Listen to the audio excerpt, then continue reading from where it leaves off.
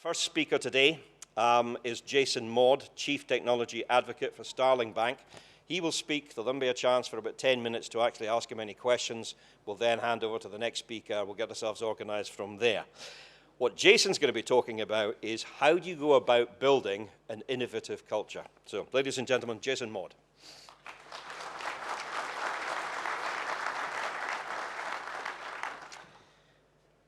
Thank you very much. Good morning, everybody. So, today I want to talk about building an innovative culture and how to make that innovative culture customer-centric. How to make sure that you're not just innovating for innovation's sake, but doing it with a purpose of improving the offering that you give to your customer. Now, by innovation here, I'm going to focus on my particular specialty, which is software, and how the changing landscape of software can be harnessed. There is obviously a lot of innovation going on in software, but there is also a lot of innovation elsewhere, albeit I won't be speaking to that. I was asked once by someone, will every business be required to implement AI? And I responded, well, I hope my local coffee shop won't try to do so. So not every business needs to deal with the ever-advancing landscape of software, but those that are dealing primarily with data, with information, with delivering services digitally, obviously need to be aware of this. So how do you build an innovative culture?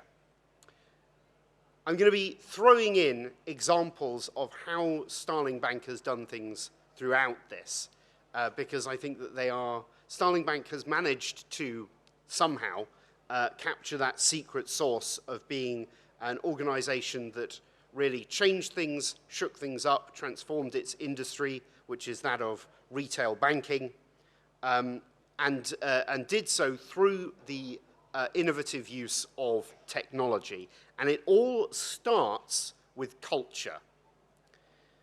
Many people say that one of the lucky things about Starling Bank is that we got to start with a greenfield site where there was no legacy technology, there were no servers in the basement running COBOL. We could start afresh, and that was our main advantage. I actually think that was helpful, but it wasn't our main advantage. Our main advantage was the culture. We got to start with a new culture. We got to design our culture from scratch and design it in an innovative way. So, how do you design that innovative culture?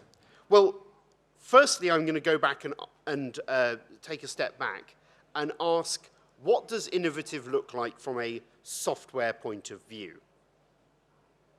So, here comes the engineering law. Engineering started thousands and thousands of years ago. Don't worry, I won't go through the whole history. But in brief, thousands of years ago, we started building things.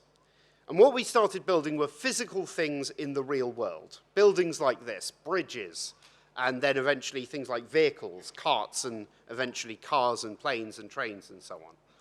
And when you're building something physical like that, you have a big advantage and a big disadvantage. And the big advantage is that it's simple to work out, simple in air quotes there. I mean, it's not entirely simple. I don't mean to disparage any structural engineers in the room, but it's simpler, right? You've got physical laws that you have to obey, right? I can't build my bridge upside down or my building on its side. That won't work.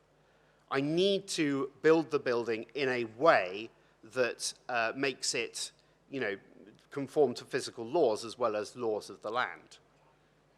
So I've got these rules I've got to stick by. And this constraint actually helps me because it means that you can conceive of what is possible and what is not, what will work and what won't. The disadvantage is that once you've started, you're committed. If you're building a bridge and you build, from both sides of the river, and one half goes like this and the other half goes like that, and they don't meet in the middle, you're in real trouble. you've got to start again. You've got to, tear one half down and start building it again. Big cost, big disruption, extended timelines, and so on and so on. So, what this promotes is a culture which says, let's plan. Let's not try and innovate on the fly in the moment. Let's plan. And any innovation has to be done at that planning stage, where everyone is sitting around the blueprints and going, well, I don't think this will work, or this could be an interesting idea, right? So you're sitting around those blueprints, you're drawing, you're crossing things out, you're moving things around. And then once you've started, no innovation, right? No one's going to come along to a building site and go, this block of flats, can we just add a couple more floors on top of it? They'll be told to jog on. No, we're not doing that. When it comes to software, however, well, when it first came to software, when in the 60s and 70s we started commercially writing software, we said, well, it's engineering, right? It's software engineering. Let's just take what we do with physical engineering and apply it to software. And it didn't work as well. It was difficult to do this upfront design. It was difficult to work out where all the pieces should go. And that is because software is inherently more malleable. This big advantage you have of knowing that you can't build a building on its side or a bridge upside down doesn't apply to software. There are loads of different ways of achieving the same thing. Also, that can we add a couple of extra floors on the block of flats might be impossible, but this website that handles 1,000 people a day, can it now handle 10,000 people a day? That's expected. Of course we can do that. Of course that's the same, right? Just, twiddle a few things and it will all be fine. Software is malleable in the way that building a building isn't. But that big disadvantage of physical engineering, where the bridge pieces don't meet each other and you've got to tear one down, in software you can just go Control-X, Control-V, and now they do meet. So the inherent disadvantage of physical engineering, that you can't change things in situ, you can't change things once they're built, is gone with software engineering. You can change things in situ. You can upgrade a website or an app very easily by deploying a new version and having it downloaded. So, all of this promotes a different innovation culture. It promotes what is known as agile, an agile philosophy, which was a term invented back in the early 2000s by a group of software engineers who realized that the traditional way of developing software, trying to develop software according to the principles set out by physical engineering, didn't really work. And so tried to set out a set of principles that could govern software engineering, and that became agile. So this promotes an innovation culture that is very different. You don't have to try and innovate at the design stage, where everyone's sitting around and drawing things down on a diagram or a blueprint. And in fact, it can be counterproductive to do so because you're not entirely sure whether that innovation will work until you've tried to create it in production and seen whether it will work. Software engineering encourages innovation not at the design phase, but in situ, in the production phase, when you've got actual data about how things are actually being used and how they actually work. So the innovation is in a completely different place. The innovation also sits with, not with the designers, but with the builders. Now, in physical engineering, you have a set of people who will do the upfront design, right? The architects, the structural engineers, those who will look at the blueprints and say, yes, this will work, no, this won't. And then you have the people who actually specialize in building the buildings, the construction of what's going on. But in software, we've sort of tried to make this distinction. We have people called software architects and so on. But the distinction is much fuzzier, in my experience. And actually, everyone is building all at once, right? Everyone is experiencing the building, everyone is experiencing the design. So this is much less delineated between a design phase and a build phase, or at least it is in a truly innovative software culture. Those people who are building it, then, if you want the innovation to stick, you have to have a culture of owning it if you build it. It's very easy to innovate if you don't actually have to deal with the consequences of the innovation. If you just innovate something and then it's really difficult to run, really expensive to run, really annoying to run, if you separate out innovation from actually building and running the software, then you can come up with all sorts of wacky ideas that won't work. So one key feature of a very innovative culture then is to make sure that the people who are building the software, who are running the software, actually own what they're doing. They are responsible for the running of it, responsible for making it work.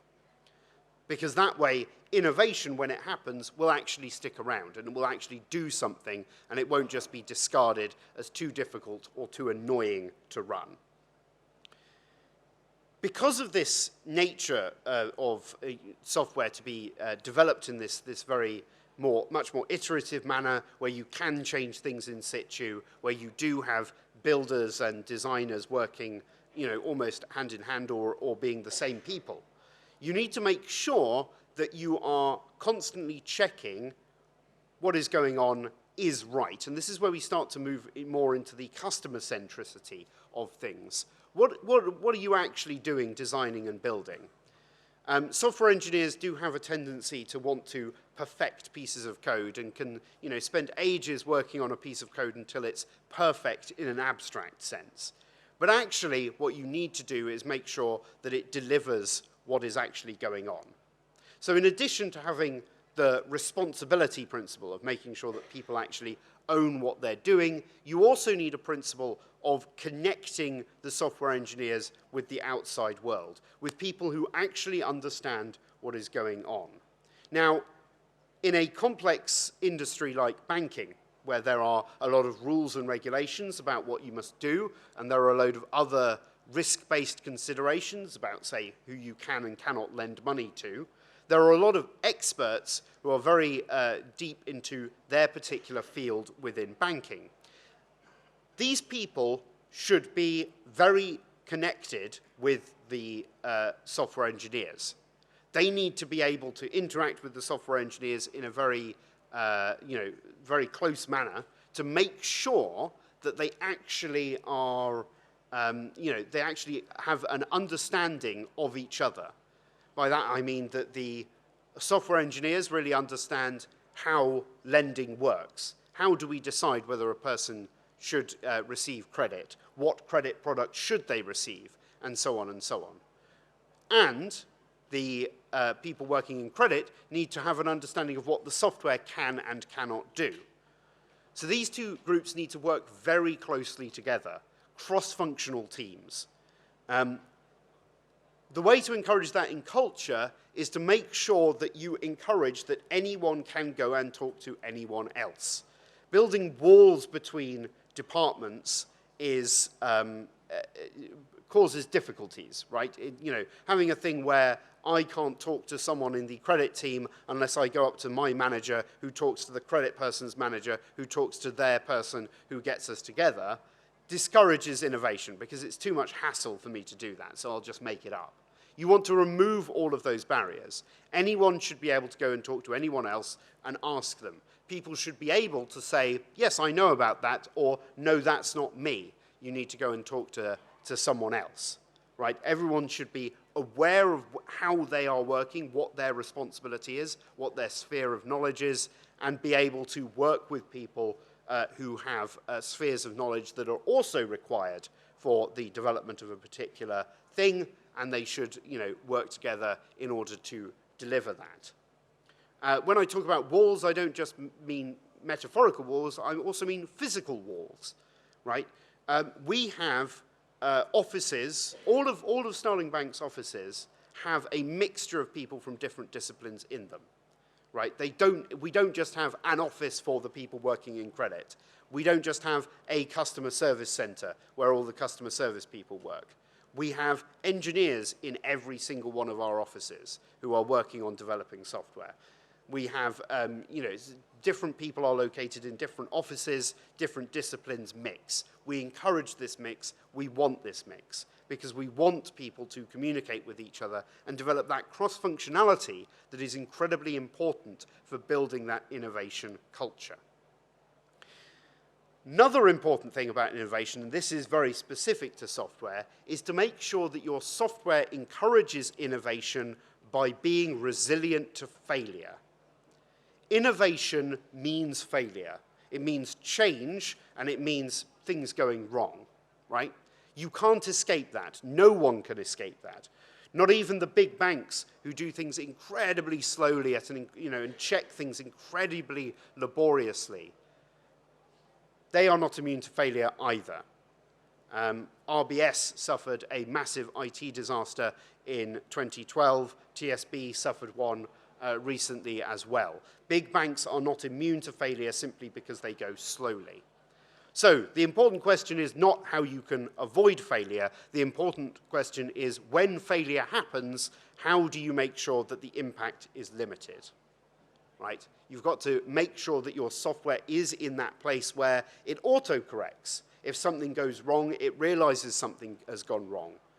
You need to have a decomposed service architecture, and here I'm getting into technical terminology, which I will try and not dwell too much on, but essentially have lots of individual services doing individual things, so that if one of your software services goes down, has a fault, has a bug, that the blast radius of what goes wrong is limited and the contagion doesn't spread across the entire system.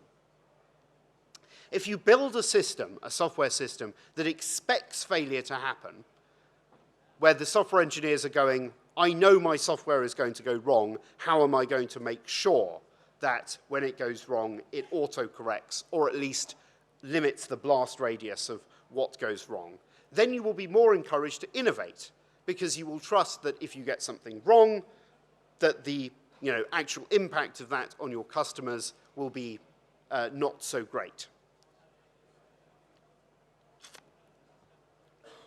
The other thing you need in order to build good software and resilient software is you need to monitor it. Now, this will come back later, but monitoring is incredibly important. Building a good monitoring culture of knowing what your software is doing, why it's doing what it's doing, where all the data flowing around your organization is, where the busiest endpoints of your APIs are, all of this, who's using what feature in your app, are all the features equally used or are some more used than others? All of this is data you should be collecting, metadata about your system and about how it's used, so that you can easily detect when there is a fault. When AI starts coming into the picture, this becomes even more important, this monitoring. Why is the AI doing what it's doing? Why is it making this decision, not that decision, when it's asked whether a customer should get a loan, for example? What decisions is it making overall in aggregate? Does it have any biases or blind spots where it's making weird decisions?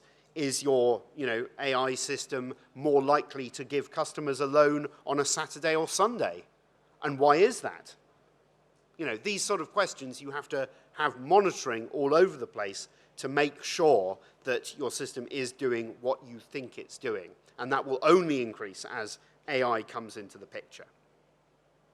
So, innovation. You need to have a culture that is cross-functional, where different disciplines and so on can easily work together in order to bring this innovation out and make sure it's correctly focused.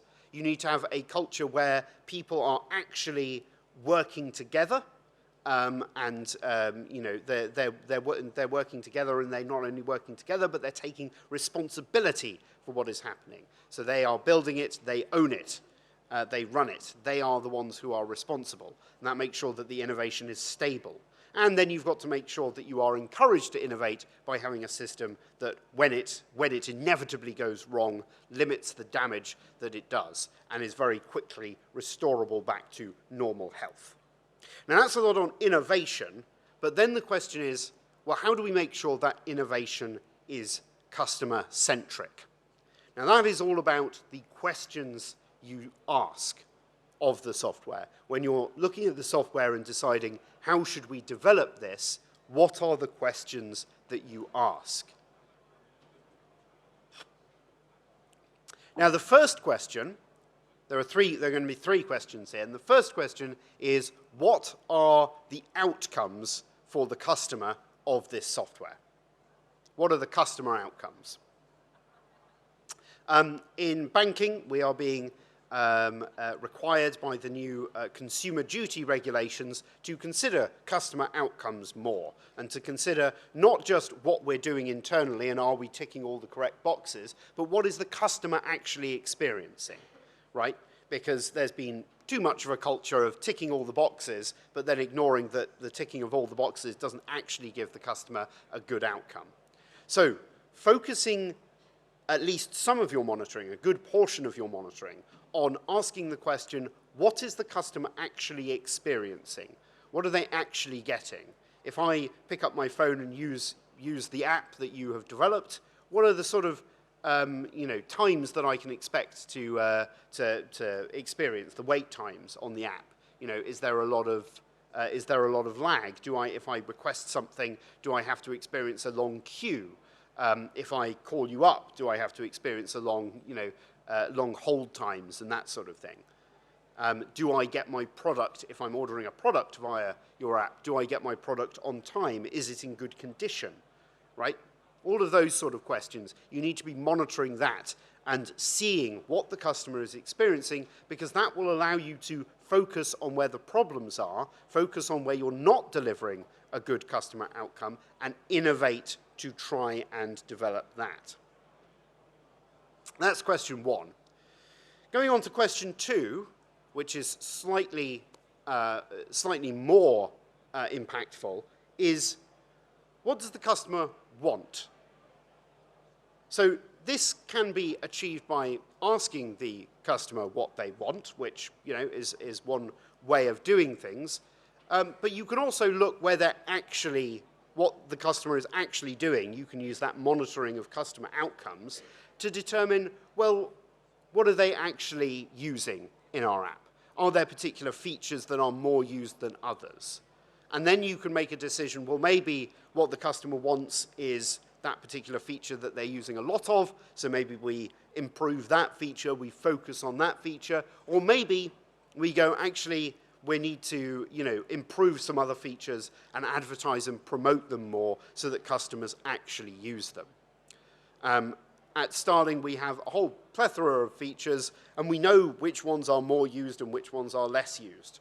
And we focus on making sure that the ones that are used are much more resilient. We focus all of our or more of our resilience efforts in making sure that those widely used features stay up. And then we look at the features that are less used and we go, shall we develop those? Shall we put more effort into making a better experience to develop the customer there? This was something that we did during the lockdown period, where we had a feature called Connected Card. Now, before lockdown, this connected card, we thought, hey, this feature which can give you a card that you can link to a small pot of money in your app, a limited amount of your account, and we thought, well, that will be useful for people trying to, if people have a cleaner, say, or a housekeeper, and that housekeeper needs to go out and buy cleaning products, then they can put some money aside for cleaning products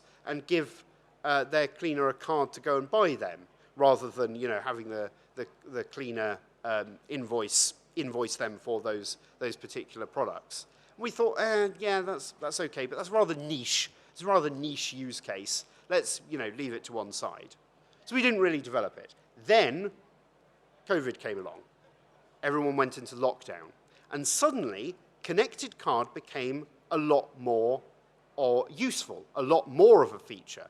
Because now we had people who were self-isolating in their houses, couldn't go out, but needed groceries. How do you tackle that? Well, if you have a friend who is willing to go out and buy groceries for you, you can give them a connected card, which will have access to a limited amount of your app, and they can go out and spend that money for you, buy groceries for you, and come back. And it doesn't matter if that card gets lost or stolen because it's only connected to one particular space on your app, so no one's going to be able to go on a spending spree. So that's the second question. What does the customer want? The final question, and this is the one if you really want to get revolutionary, if you really want to change things, are what are the customer's problems? As Henry Ford didn't say, but is often attributed to him, if I'd asked customers what they wanted, all I would have given them would have been a faster horse. Now, this, although he didn't say that, this captures some of the essence of the problem of revolution within product design. Customers don't really understand what it is that is possible. They don't understand they're not experts in your field. However, they do know what their problems are. So if you understand what their problems are with what is currently going on, then you can start a revolution. You can say, right, let us go and solve this problem. This problem isn't being fixed, and you can go and fix it. Now, it's tempting for someone like me to stand on stage and go, you should all be concentrating on the revolution. You should all be asking, what is the problem? Ignore everything else. But I'm not going to say that. Most revolutions fail. Most revolutionaries are people we have never heard of. The people we have heard of, there's an availability bias going on because we've heard of the successful ones. We don't hear about the ones that tried and failed. So revolution is not always the answer. Sometimes you just want evolution by asking what does the customer want, and sometimes you just want minor improvements by asking what are the customer outcomes. And in fact, that's 99% of what's going on. When Starling Bank came along, we did ask what the customer problem was. And we said the customer's problem is they don't have abilities to control and understand their money that they should, that we could give them. And so we decided to give them that. We decided to start competing in the banking space, not just on how much it cost you in terms of interest rates or how much interest you got, not just in what customer service did when you phoned up with a problem, but what you can actually do, the features that were actually in your app. That you can lock your card, that you can divide your app up into multiple different spaces, your account up into multiple different spaces, and save money in different pots. That you can see a breakdown of how much money is spent on each merchant per month, for example. All of that sort of stuff, which is now becoming standard within the banking world, which other bigger banks are now copying. Those sort of things, that was the revolution. To ask, what is the customer problem, and how do we make sure that that customer innovation is really delivered by asking, what exactly do they need, are they missing? Build an innovative culture, and then ask questions to make sure that that innovation drives you forward and makes you successful and customer-focused. Thank you very much.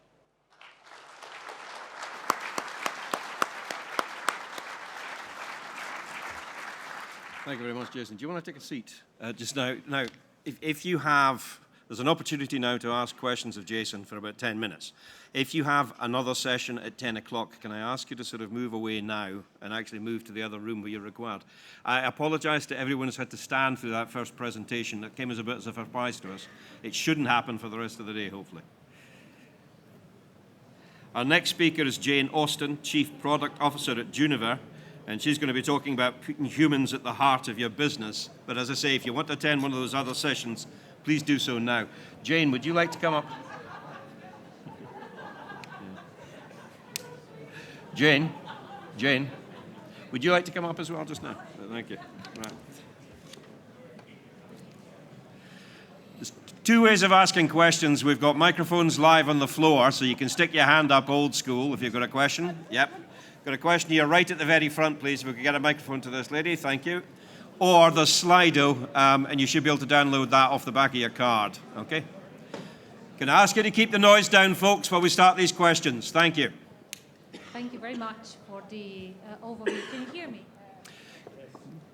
Yeah. Okay. Hi. Thank you very much for the overview of the innovation culture at Starling. Having used banks in different countries, I do appreciate the benefits of banks like Starling Bank, and we use it now.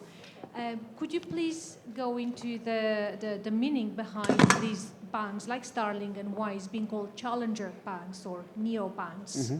Because that is still puzzling.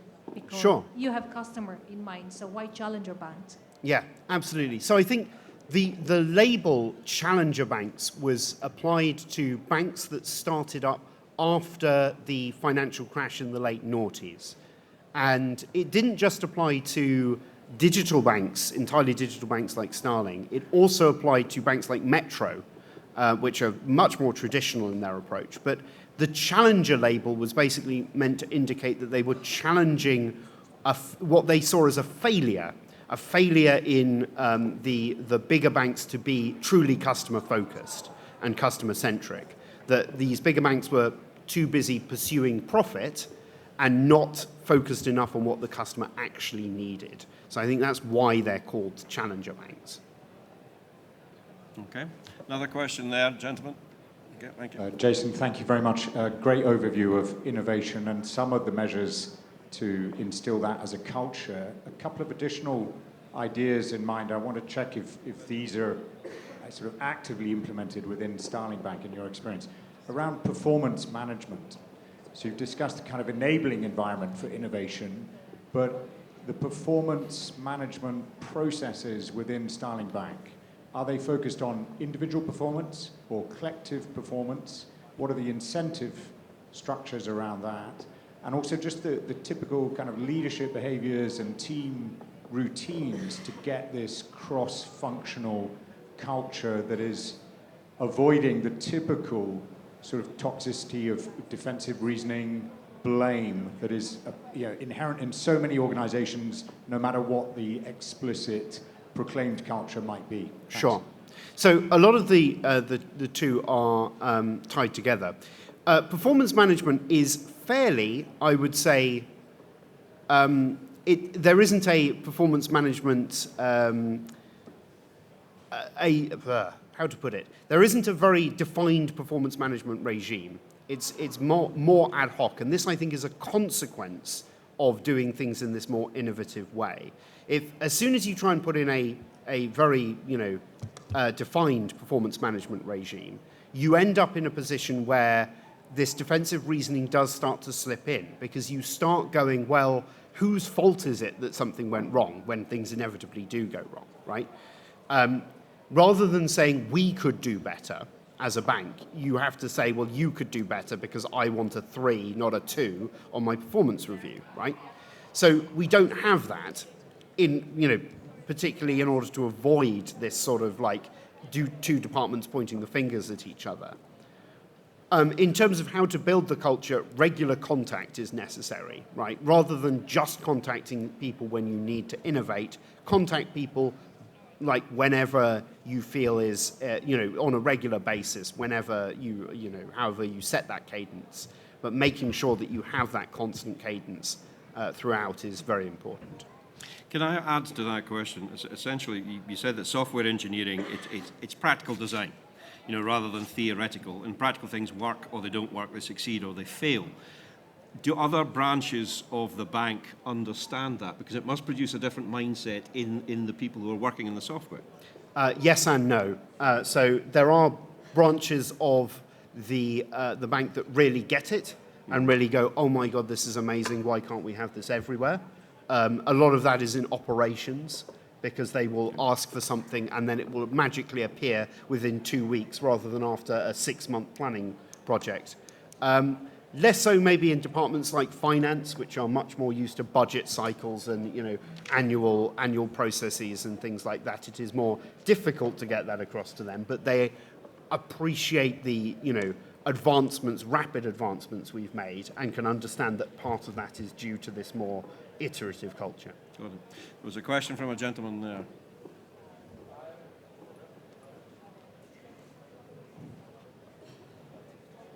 Thank you. I'm curious about the methods that you use to drive customer centricity back into those development teams.